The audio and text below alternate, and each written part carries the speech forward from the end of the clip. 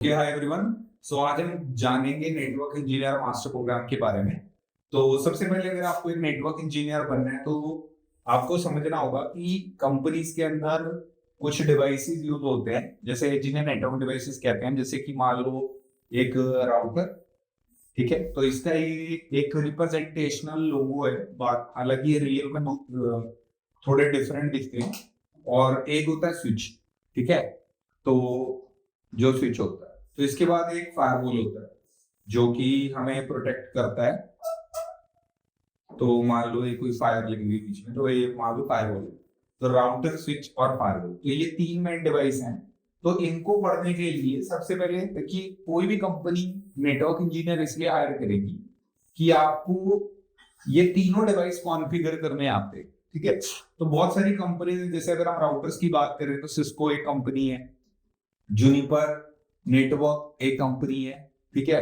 और भी बहुत कंपनीज है, हुआवे वगैरह बहुत सारी हैं, ठीक है। और अगर हम स्विच की बात करें, ठीक है, तो स्विच के अंदर हमारे पास वही बहुत सारे कंपनीज आ जाती हैं। वही जैसे सिस्को आ गई, ठीक है, जिसके अंदर भी जूनिपर के स्विचेस आते हैं, एचपी कंपनी के स्विचेस आते हैं, ठीक है। तो ऐसी फायरवॉल में अगर हम बात करें तो फायरवॉल के अंदर हमारे पास जैसे पॉलो अल्टो हो गया, ठीक है, पॉलो अल्टो, ठीक है। तो नंबर 1 फायरवॉल होता है। तो ऐसी 40 गेट आ गए,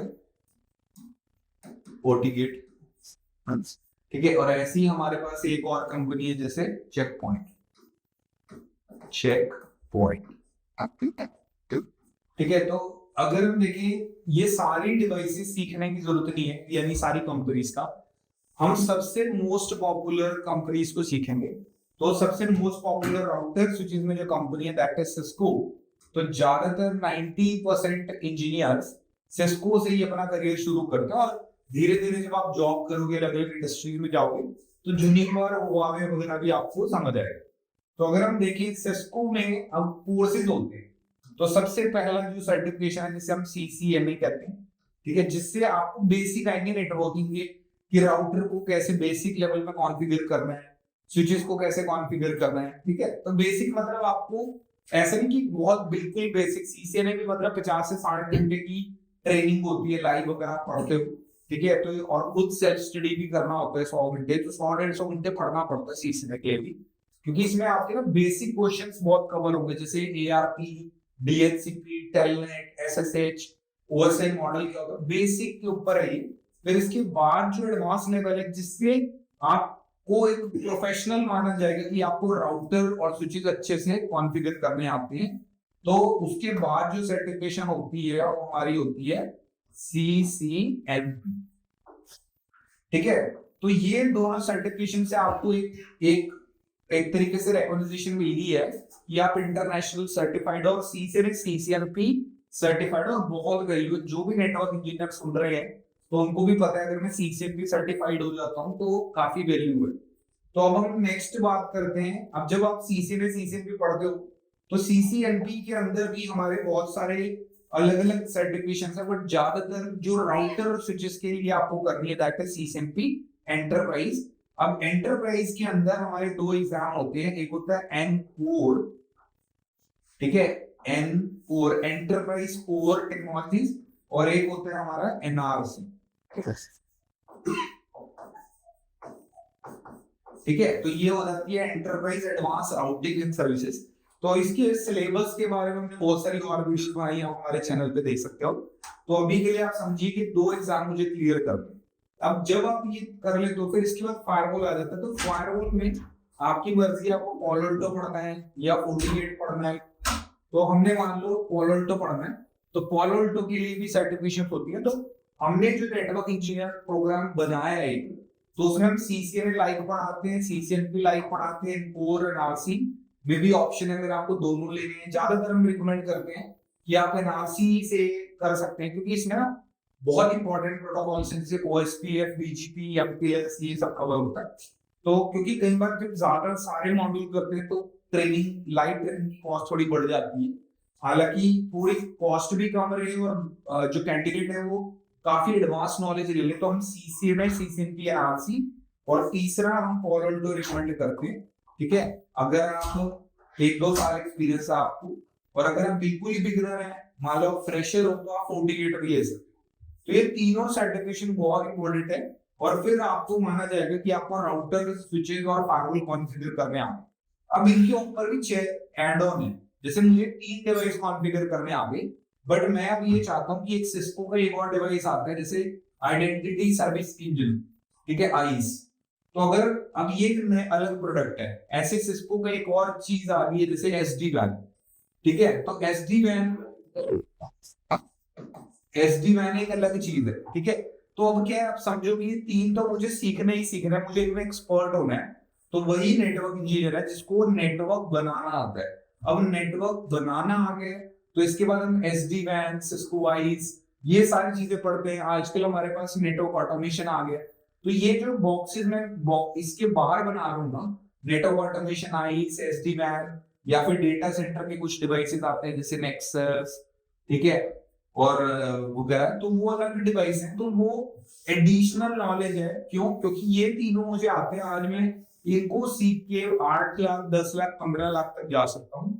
बट अगर मुझे बहुत हायर पैकेजेस चाहिए तो मुझे एड ऑन चाहिए। तो जैसे आप पिज्जा खाते हो तो एक नॉर्मल पिज्जा है, एक आप एडवांस कोई पिज्जा ले रहे हो जिसमें टॉपिंग्स ज्यादा, वही चीज है। तो ये हमारा बहुत अच्छा पिज्जा है, समझ लो एग्जांपल की, बहुत अच्छा कॉम्बिनेशन है। बट अगर मुझे और थोड़ी चीजें इस पे चाहिए, जैसे, तो ये चेरी और केक वाली चीज होगी कि एसडी मैन से भी नॉलेज बढ़ेगी, टेस्ट बढ़ेगा इंजीनियर का, आईस से भी, नेटवर्क ऑटोमेशन से। तो एक कंप्लीट नेटवर्क निंजा बनना है अगर, ठीक है, जिसे कह देते हैं बहुत एक्सपर्ट लेवल पे मुझे जाना है, तो मुझे आगे जाके भी बहुत सारी टेक्नोलॉजीज पढ़नी पड़ेगी। बट अगर ये वीडियो मैंने इसलिए बनाया ताकि आपको पता चले कि बेस शुरू कहाँ से करें।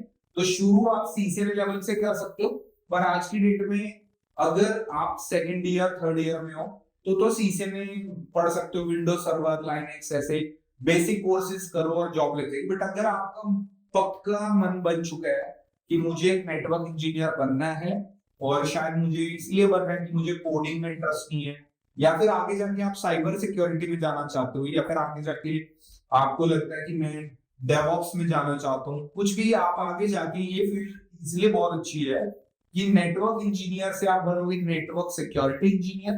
फिर इसके बाद आप like you can transition into cloud security, जो कि बहुत डिमांड चल रही है, ठीक है। तो आपको कम से कम 2-3 साल नेटवर्क सिक्योरिटी में रहना, अगर आप इसको धीरे धीरे, आपको रहने की जरूरत नहीं है, कंपनी आपको ऑटोमेटिकली क्लाउड सिक्योरिटी के ले जाएगी, बिकॉज फ्यूचर वही है।